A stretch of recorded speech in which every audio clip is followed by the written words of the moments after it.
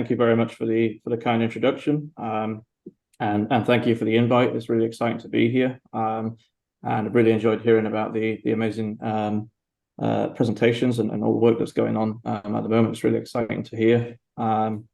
So I'd like to thank Davi as well, I guess, because he's made my job a lot easier because he's just introduced the topic really nicely that I'm going to talk about. So my name's Luke. I'm a postdoctoral fellow at NASA's Kennedy Space Center in Florida. As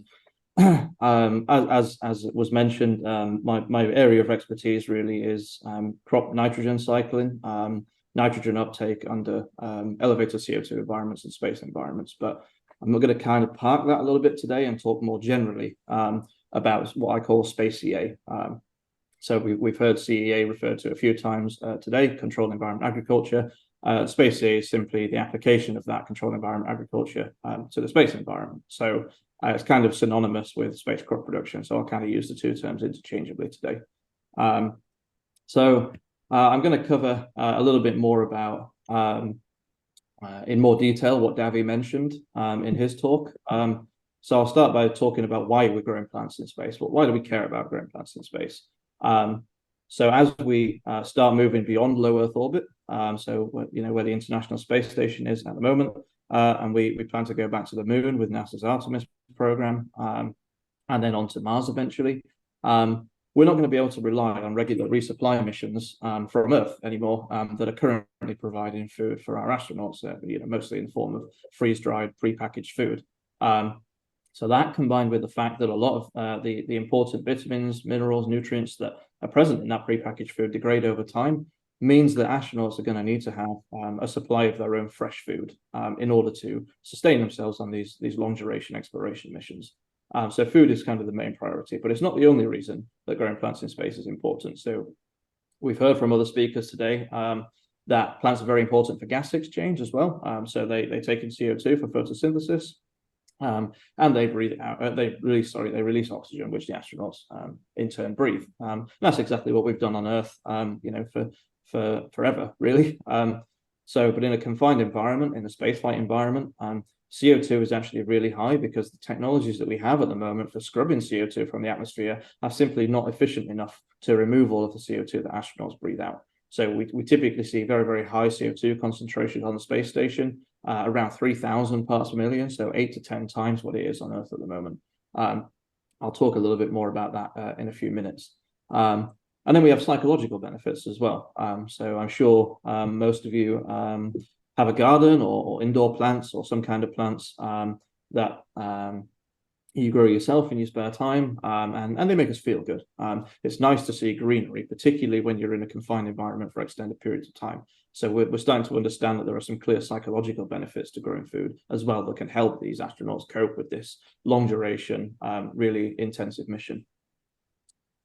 So I'm going to spend a couple of minutes, since Davi briefly mentioned the two plant growth facilities we have at the moment.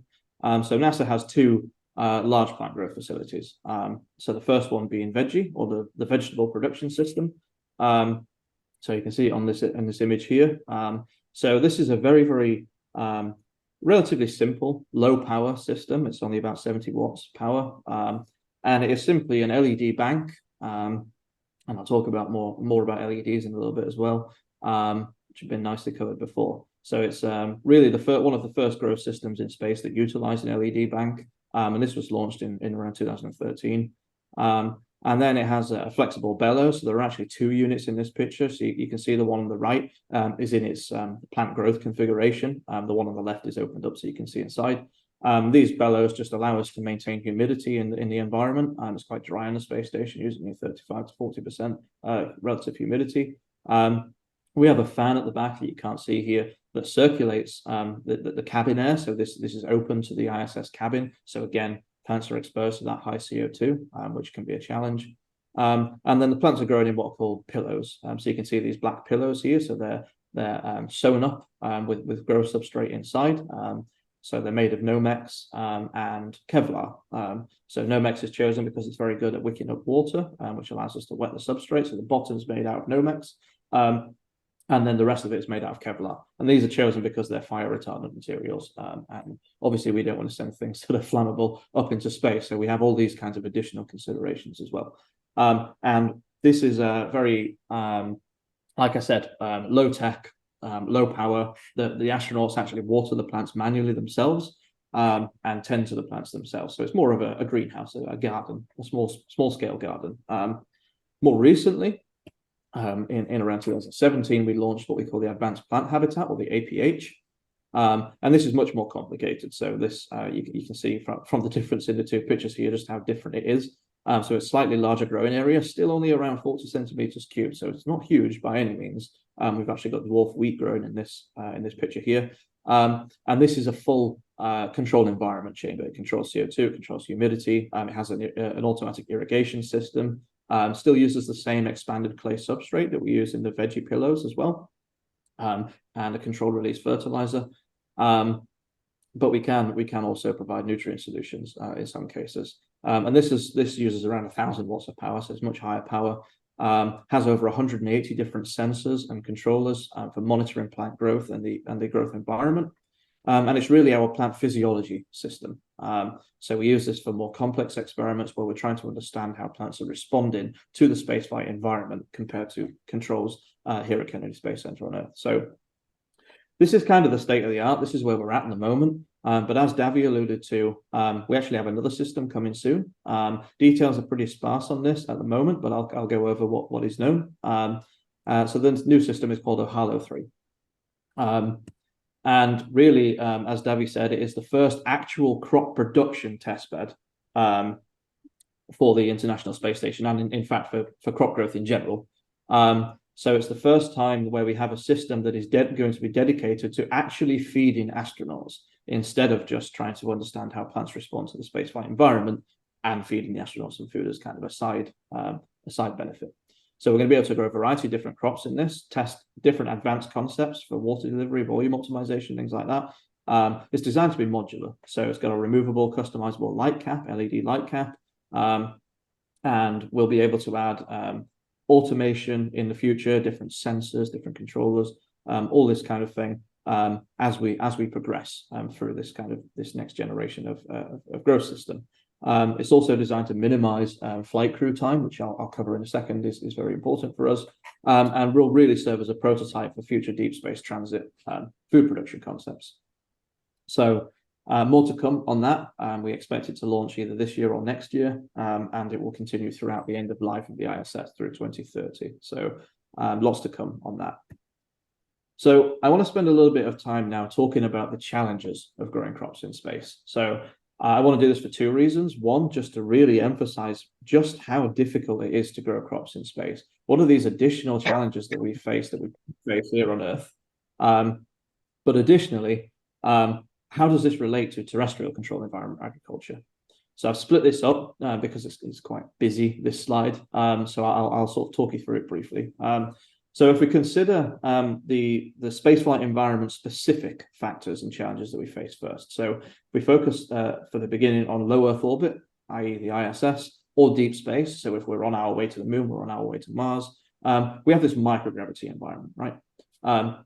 And the number one question in this microgravity environment for a plant physiologist is, how does the plant respond to this microgravity environment? They use gravity on Earth to sense which way is up and which way is down. So how do they grow when they don't have that? And there's some very interesting research that's come out of that, and they use light instead of gravity. But I don't have time to go into that today, unfortunately. But some of the unintended things that we hadn't initially thought about as a result of this microgravity environment really also highlight how difficult it is to grow crops in this microgravity environment. So number one, a lack of convection. So you have no airflow over the plants. There is no convection because there's no gravity. So how do we ensure that we have adequate airflow over the plants? How much is too much? Do we not have enough? And how do we control that reliably without failures? Because if we have a mechanical failure and that means that the crop dies, we're stuffed, right? There's no alternative when we're thinking about space. So similarly to that, fluids don't behave the same way in microgravity. So in the context of plant growth, that would be water would be the major factor that we're thinking of here. So Water doesn't behave the same because there is no gravity, but you still have surface tension, so it tends to form these globules. I'm sure you've all seen videos of astronauts wringing out wet towels, and the water all forms around their hands and the towel. And imagine if that's a plant root, right? So you can have regions of a plant root where the water is completely surrounding it and the root is completely flooded, but then other areas where there's no water at all and it's droughted in the same plant. And how are those going to interplay with each other? That's something that we're still trying to understand, and how we deliver water and nutrients in the microgravity environment is very difficult. So then, if we think about the other aspects of this system, so we're not in a we're not in transit anymore. We're not in low Earth orbit. We actually are on the surface now. We're either on the moon with 1/6 of Earth's gravity, or on Mars with 1/3 of Earth's gravity. So we have this partial gravity environment. So I mentioned that surface tension remains the same because physics is physics, right? So, but the gravity changes. So what we anticipate seeing in these partial gravity environments is we get what we call sticky water, where water still flows due to gravity, but it flows more slowly because there's less of a gravitational force, but the same amount of surface tension. And we don't understand how, if that will affect how hydroponic systems work, for example, which is the current front runner for future off-world growth technologies. We don't know how that's going to work. So that's something, again, that we need to figure out once we get back to the moon. Regolith, or dust, particularly on the moon, is a real challenge as well. I'm not going to go too much into that, but you have no weathering on the moon because there's no atmosphere. So all you have is this really fine fragmented rock generated by impacts onto the surface of the moon, that it remains sharp and jagged. And it can get into seals on spacesuits and in spacecraft. And it was notoriously difficult for Apollo astronauts to deal with it when they were on the surface of the moon. How's that going to interact with our plants when we're tracking it into our greenhouse? How's that going to interact with the hardware that we're using to grow the plants? Do we need to think about that? All these challenges are specific to the spaceflight environment. There are also some that are shared between both of these environments as well. I'm not going to go into any detail in those. It's just for your information. We also have some crop-specific challenges. So we need to maximize productivity. That's not really specific to space crop production. However, it is incredibly important. How plants become tolerant to these stressors. Can we identify varieties, cultivars, species that are more tolerant to this environment and therefore can withstand some of these extreme conditions? How do we optimize the environment when we're taking into account all of the other things that a spacecraft has to do? And crop scheduling is incredibly important, right? Because we don't have the luxury of being able to say, okay, well, we want 50 square meters of growing area, and we're going to grow our tomatoes over here and our leafy greens over here and our cereal crops over here. We're told you have 0.5 meter squared. Use it, right? And that's in the spacecraft's design. That's all they can give us. So we have to figure out how we can use that very, very limited growth volume to still provide a varied and sufficient number of crops that the astronauts don't get bored and they're receiving all the nutrients that they need. And that's very difficult as well. Then we have a host of challenges that are kind of interlinked between all three of these. Plant size is important, again, because we have this confined environment, but we also want to maximize yield. So we want more edible mass, less inedible mass. We have to deal with this really high CO2 environment. How do we keep food safe in these environments? Because the astronauts are going to be eating this food. They have pathogens. How do we deal with that? And of course, these are all kind of linked together, but we have very, very limited resources, both in terms of space, power, crew time, and anything. We only have what we take up with us, and that's it, unless we find something on the moon or Mars. That's all we have. So we have to be incredibly efficient at recycling whatever we use, being sustainable with the way that we manage these growth systems. So that's kind of a snapshot of a lot of the challenges that we face. And I really want to highlight that actually a lot of these apply to terrestrial controlled environment agriculture. All of the ones highlighted in purple here. So if we think about, some of the obvious ones, like a high CO2 environment, a lot of vertical farms now are starting to pump more CO2 to improve productivity. But how does the plant respond to that? From my researcher's point of view, I'm starting to show that the high CO2 might change the form of nutrients that plants need. So we might need to optimize our nutrient formulations in this high CO2 environment. And that's important on Earth as well. Plant size, we want to maximize productivity. We want to grow as many plants as we can in a smaller space as we can, a smaller footprint as we can, to maximize profit and productivity. And again, crop scheduling is important, environmental optimization. Sustainability and waste, and we had a really nice talk before that was talking about the benefits of hydroponics and aeroponics technology and how they can help with reducing water use, reducing waste, and all these kinds of things. And that's why we're thinking about using those systems now. So there's tons of synergies and links between the two. And as Davi alluded to before, this is not new. NASA has been contributing to terrestrial CEA essentially since its inception. So here you've seen this image before. This is biomass production chamber that used to be at Kennedy Space Center. This was really the first vertical farm. They were growing tons of stuff in here. They were growing potatoes for a long time. They were growing wheat. They were growing various different leafy greens, all sorts of different crops in an almost closed environment. And to say that that was, 30, 35 years ago, that's pretty impressive. And we're still, we're building on that work today. The use of LEDs, you can see Joya and Nicole here on the top right, with an early veggie unit. And this was the first system that used LEDs. And, we've been playing with LEDs ever since. And I'll give an example of how I use those in a minute. Aeroponics as well. I'm not going to go into any details in that because Davi covered it very nicely, but aeroponics was another innovation that was partially NASA funded at its inception. So all of these have kind of come from space and filtered down to terrestrial CEA. But I would argue that actually now we're starting to see more of it going the other way. So I'm just going to highlight very quickly a couple of examples here before I wrap up.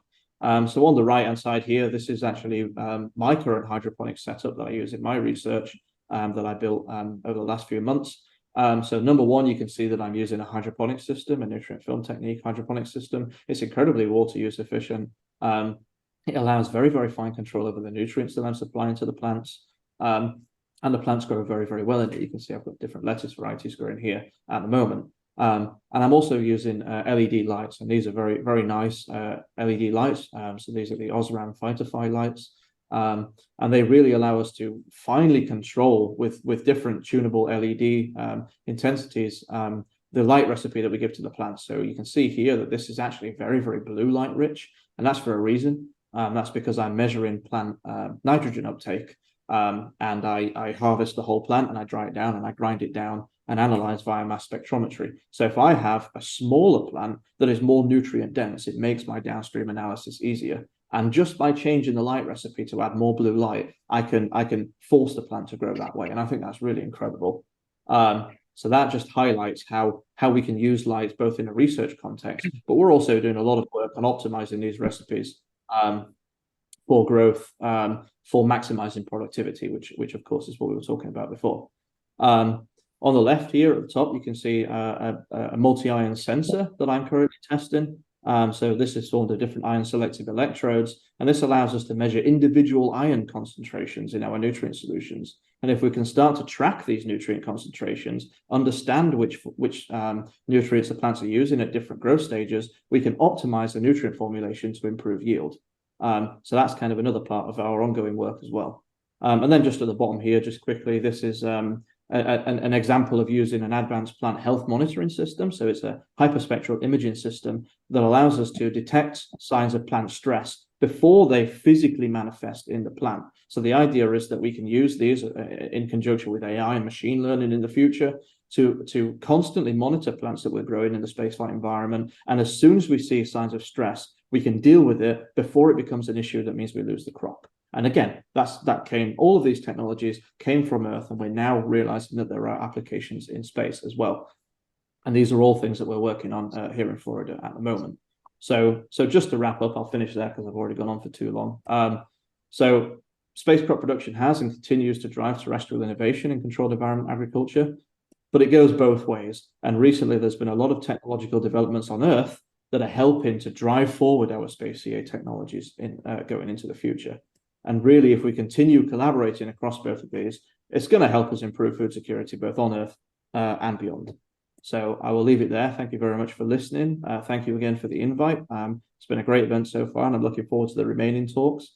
If anybody's got any questions, feel free to email me, message me on LinkedIn. I'm active on LinkedIn. I also have a QR code to our animated film that we made a few years ago there. It talks more about these synergies between SpaCEA and CEA. And yeah, I'll leave it there. Thank you very much.